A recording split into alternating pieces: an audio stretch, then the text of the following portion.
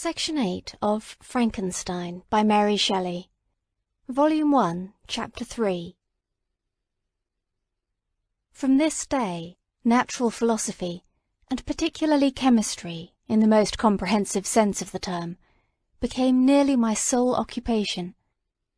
I read with ardour those works, so full of genius and discrimination, which modern inquirers have written on these subjects. I attended the lectures, and cultivated the acquaintance of the men of science of the university, and I found even in Monsieur Krempe a great deal of sound sense and real information, combined, it is true, with a repulsive physiognomy and manners, but not on that account the less valuable. In Monsieur Waldman I found a true friend. His gentleness was never tinged by dogmatism, and his instructions were given with an air of frankness and good nature that banished every idea of pedantry. It was, perhaps, the amiable character of this man that inclined me more to that branch of natural philosophy which he professed, than an intrinsic love for the science itself. But this state of mind had place only in the first steps towards knowledge. The more fully I entered into the science, the more exclusively I pursued it for its own sake. That application, which at first had been a matter of duty and resolution, now became so ardent and eager that the stars often disappeared in the light of the morning, whilst I was yet engaged in my laboratory. As I applied so closely, it may be easily conceived that I improved rapidly. My ardour was indeed the astonishment of the students, and my proficiency that of the masters. Professor Krempe often asked me, with a sly smile, how Cornelius Agrippa went on, whilst Monsieur Waldman expressed the most heartfelt exultation in my progress. 2 years passed in this manner, during which I paid no visit to Geneva, but was engaged heart and soul in the pursuit of some discoveries which I hoped to make. None but those who have experienced them can conceive of the enticements of science.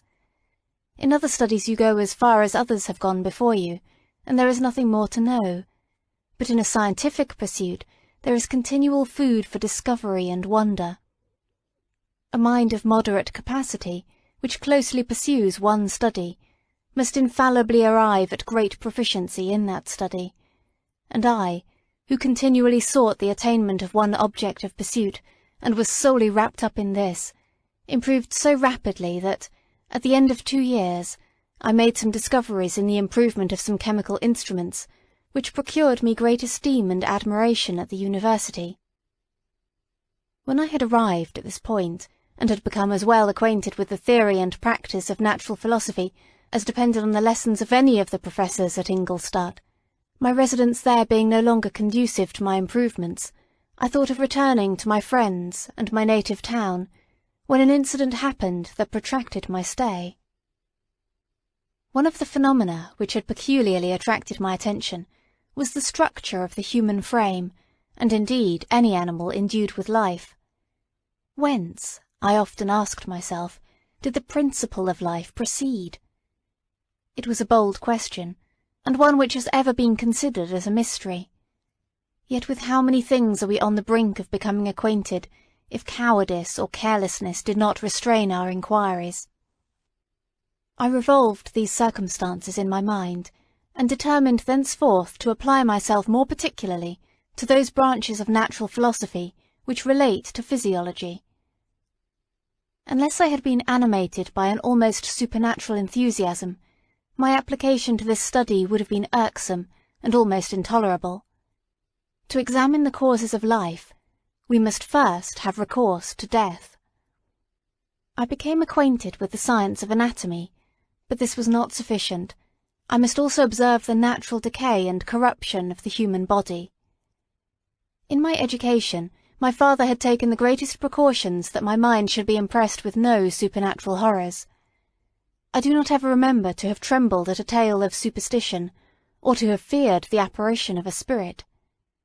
Darkness had no effect upon my fancy, and a churchyard was to me merely the receptacle of bodies deprived of life, which, from being the seat of beauty and strength, had become food for the worm. Now I was led to examine the cause and progress of this decay, and forced to spend days and nights in vaults and charnel houses. My attention was fixed upon every object the most insupportable to the delicacy of the human feelings. I saw how the fine form of man was degraded and wasted. I beheld the corruption of death succeed to the blooming cheek of life. I saw how the worm inherited the wonders of the eye and brain.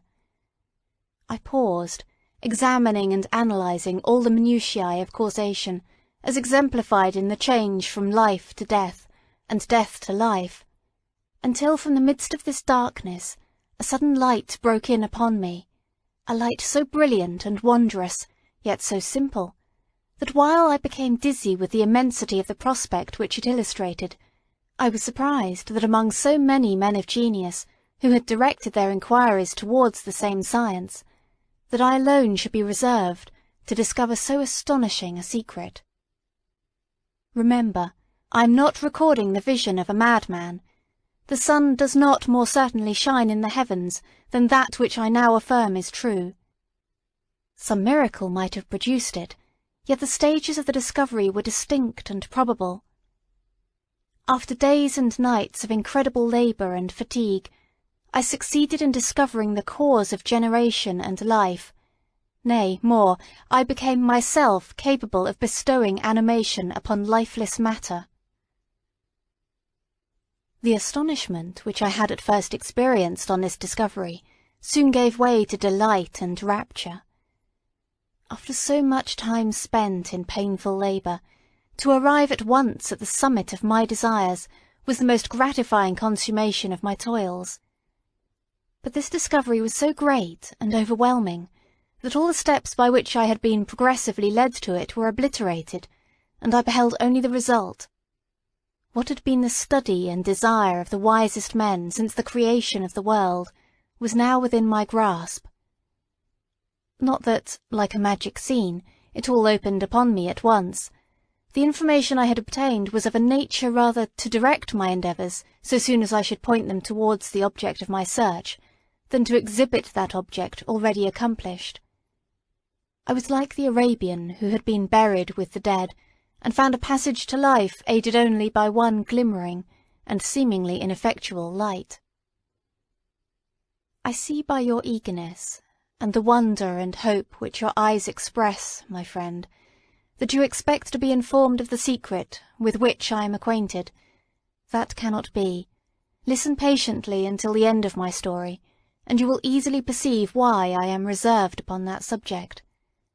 I will not lead you on, unguarded and ardent as I was then, to your destruction and infallible misery. Learn from me, if not by my precepts, at least by my example, how dangerous is the acquirement of knowledge, and how much happier that man is who believes his native town to be the world, than he who aspires to become greater than his nature will allow.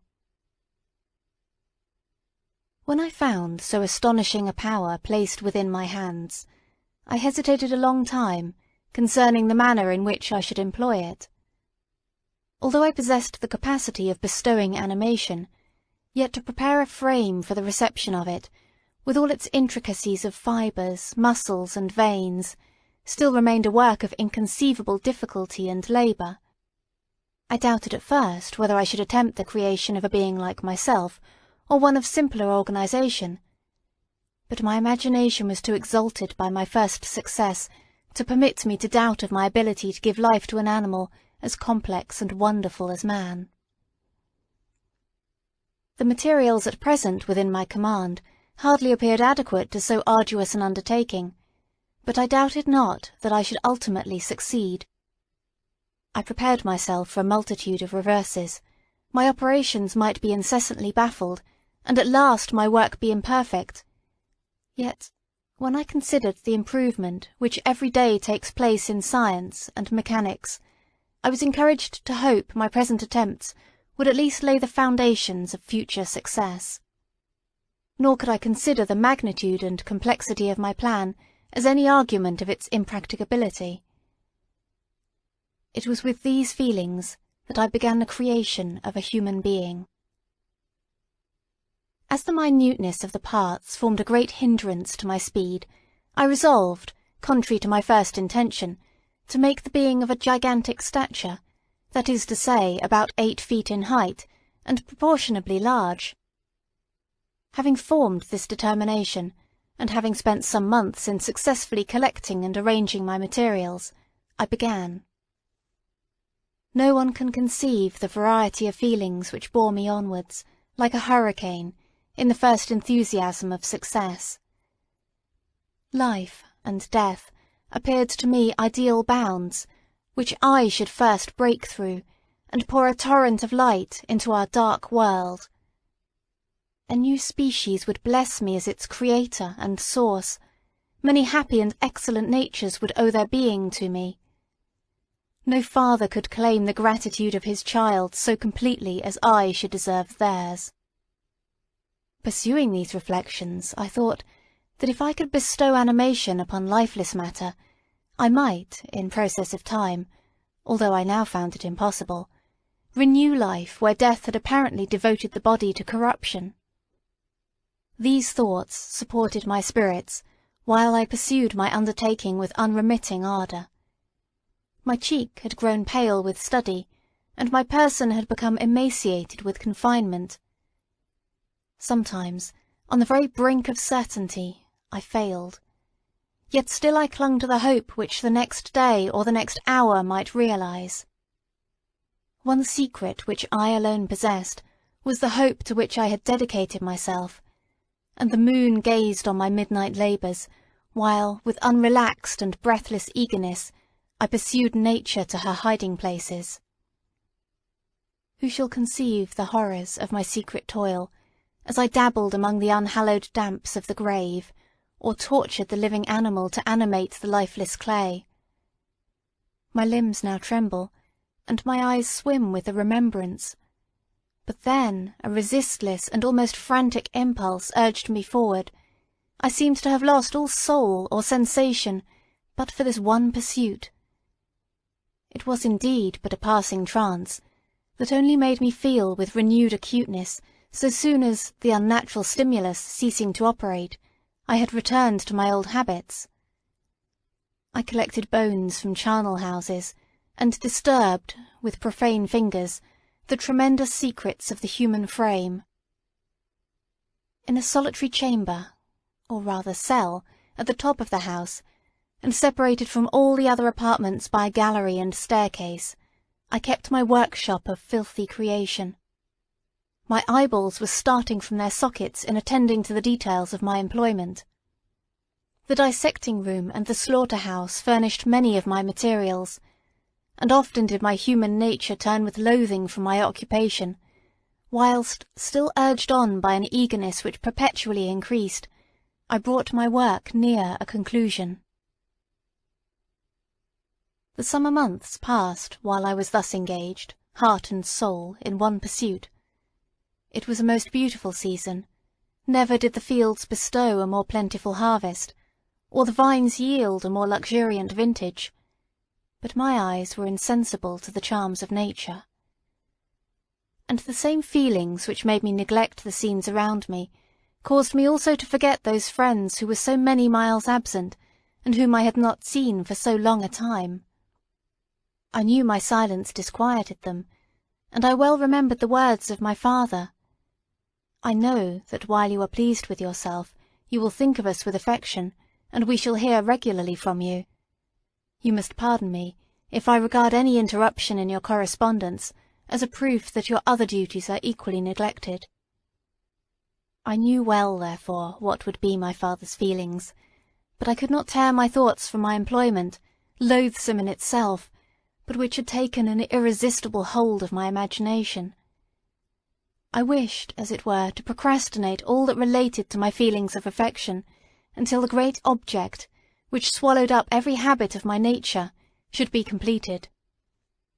I then thought that my father would be unjust if he ascribed my neglect to vice or faultiness on my part, but I am now convinced that he was justified in conceiving that I should not be altogether free from blame.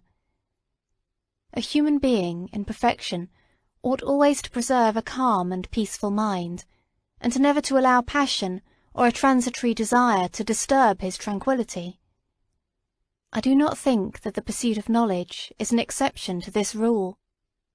If the study to which you apply yourself has a tendency to weaken your affections, and to destroy your taste for those simple pleasures in which no alloy can possibly mix, then that study is certainly unlawful, that is to say, not befitting the human mind. If this rule were always observed, if no man allowed any pursuit whatsoever to interfere with the tranquillity of his domestic affections, Greece had not been enslaved, Caesar would have spared his country, America would have been discovered more gradually, and the empires of Mexico and Peru had not been destroyed. But I forget that I am moralizing in the most interesting part of my tale, and your looks remind me to proceed. My father made no reproach in his letters, and only took notice of my silence by inquiring into my occupations more particularly than before. Winter, spring, and summer passed away during my labours, but I did not watch the blossom or the expanding leaves, sights which before always yielded me supreme delight, so deeply was I engrossed in my occupation. The leaves of that year had withered before my work drew near to a close, and now every day showed me more plainly how well I had succeeded. But my enthusiasm was checked by my anxiety, and I appeared rather like one doomed by slavery to toil in the mines, or any other unwholesome trade, than an artist occupied by his favourite employment. Every night I was oppressed by a slow fever, and I became nervous to a most painful degree, a disease that I regretted the more because I had hitherto enjoyed most excellent health, and had always boasted of the firmness of my nerves. But I believed that exercise and amusement would soon drive away such symptoms, and I promised myself both of these, when my creation should be complete. End of section 8.